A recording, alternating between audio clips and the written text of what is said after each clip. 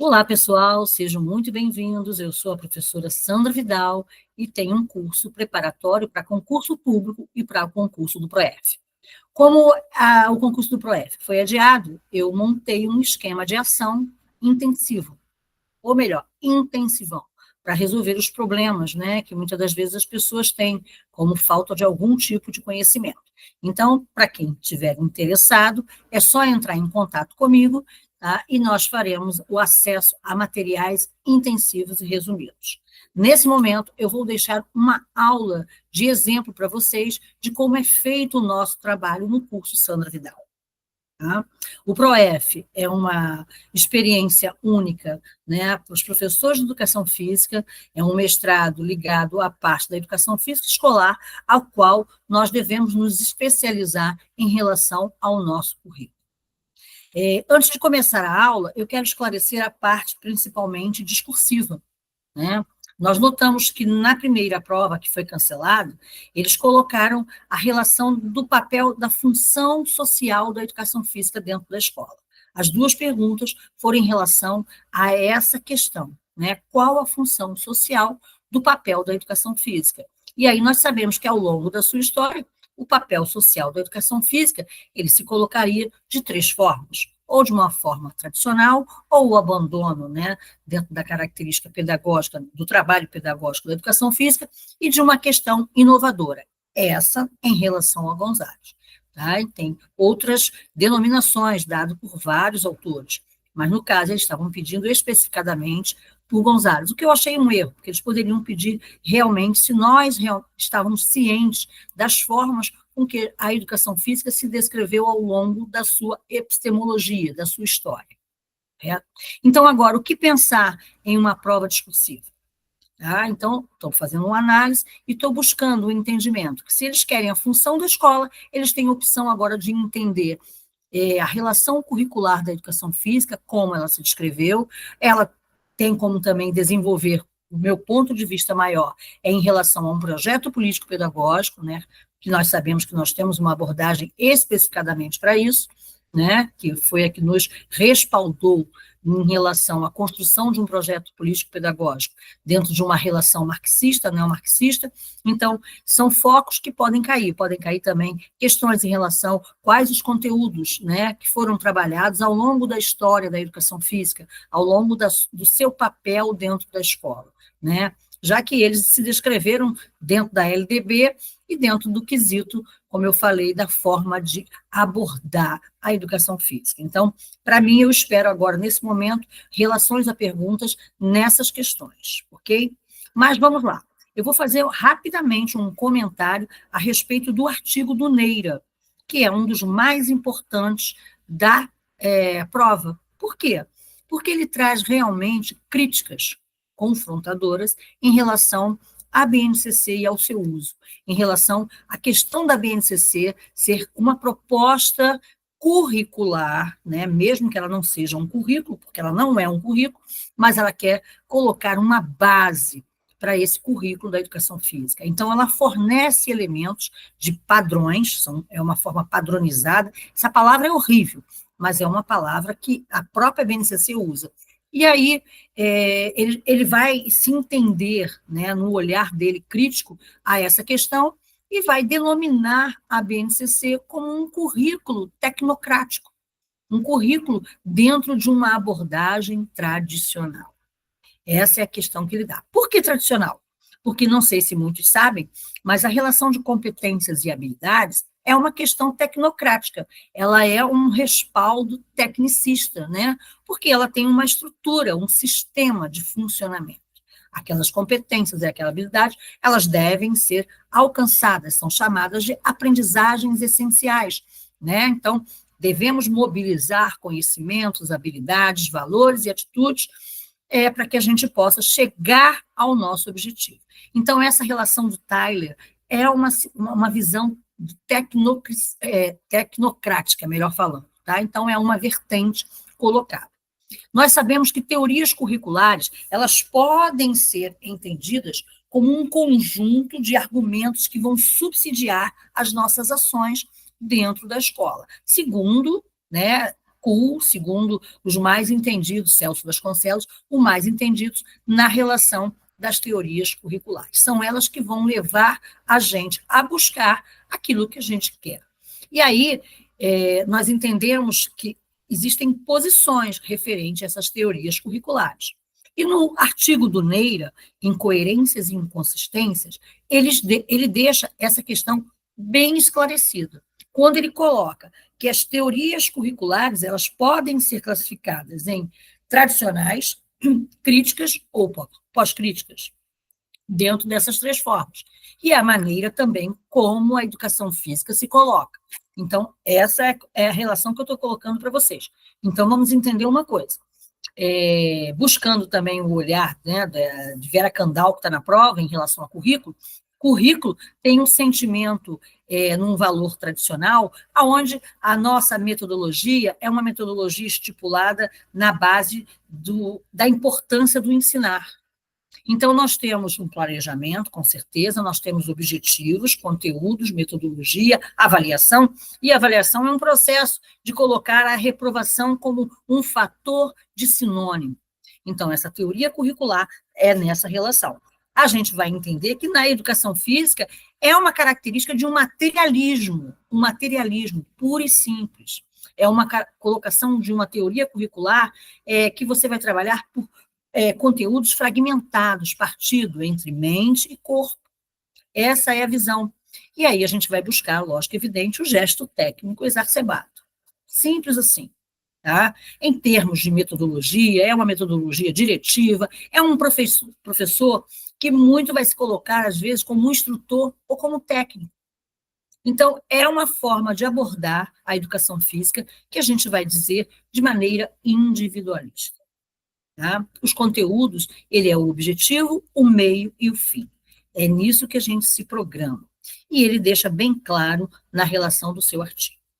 Mas, dentro dessa vertente, né, dentro desse currículo que a gente chama de tradicional ou não crítico, tá? Até porque Paulo Freire coloca dessa forma, a gente vai descrever vertentes que trabalham de uma maneira diferenciada. E são três vertentes. A primeira vertente, que a gente vai chamar, é a própria vertente tradicional. Tá? Então, dentro dessa visão não crítica, a gente tem a primeira vertente tradicional, que eu expliquei para vocês agora. Mas existe uma outra vertente, que é uma vertente que a gente vai denominar como se fosse uma base de uma renovação. Não vou falar renovação, mas no caso mas ela é chamada de progressivista, porque tem um elo com a chamada escola nova. Ela é progressivista, presta bem atenção, porque é referência de Libânio, José Carlos Libânio. Então, ele chama dessa maneira. Né? Nos Estados Unidos, ela era chamada ou da escola de John Dewey, ou da escola nova, ou escola novista. Tá? E ela foi a grande influenciadora nos métodos renovadores da educação física, tá? Na característica do PCN, na característica da BNCC, ela foi a grande influenciadora, e isso é citado nos artigos.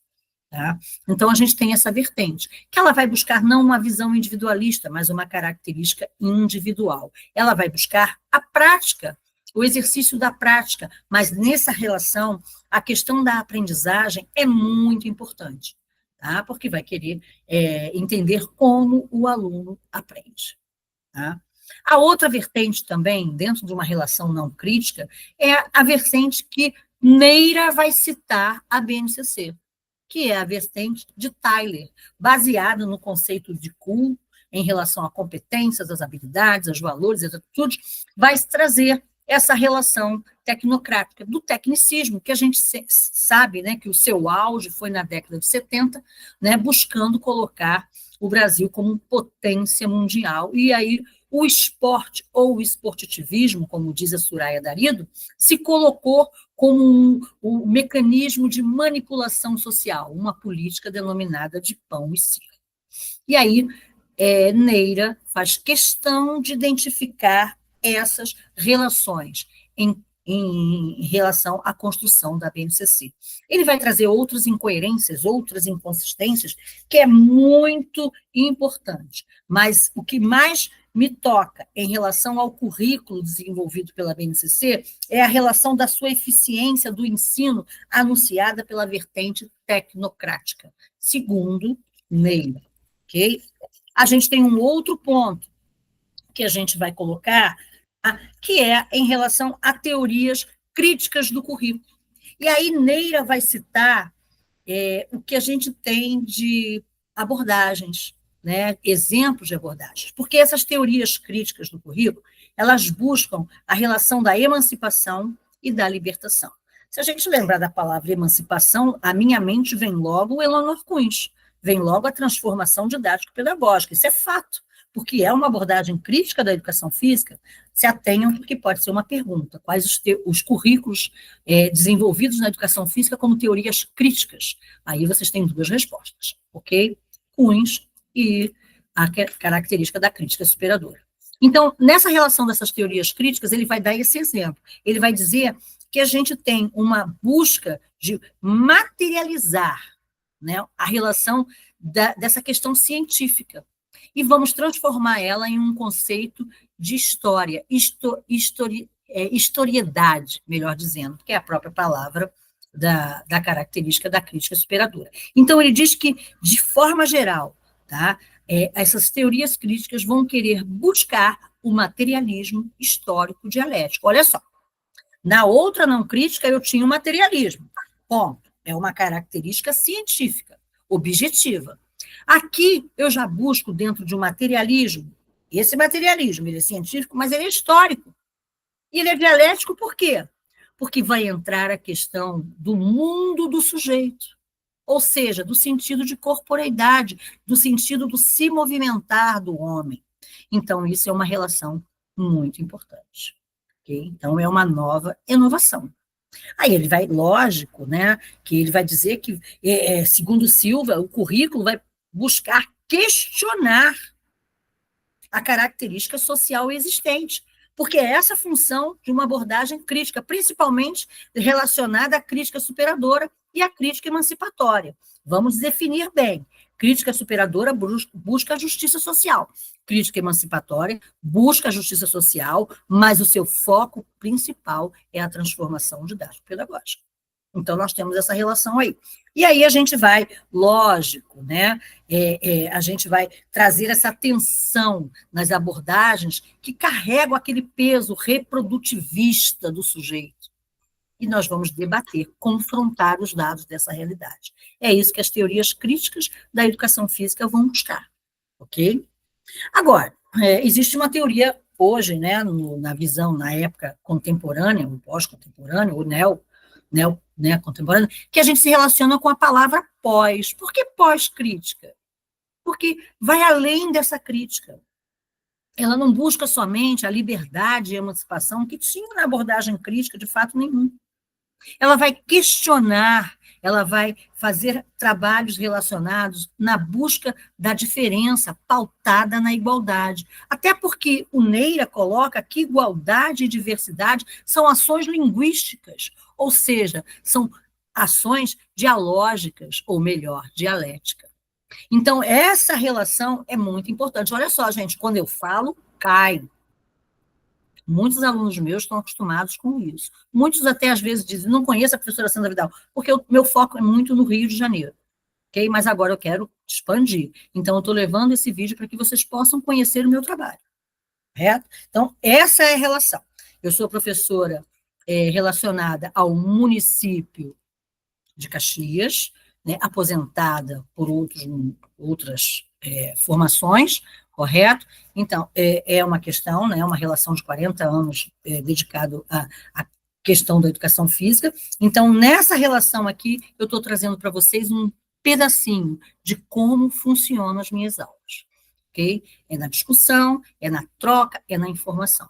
Se alguém quiser saber mais, entre em contato comigo, porque eu vou fazer um intensivão para vocês, e vocês podem receber materiais, videoaulas de resumos dos artigos com os itens mais importantes, ok? Então, fica aí entreaberto a relação das teorias pós-críticas da educação física, quais são os itens que nós incluímos nela. Quer saber mais?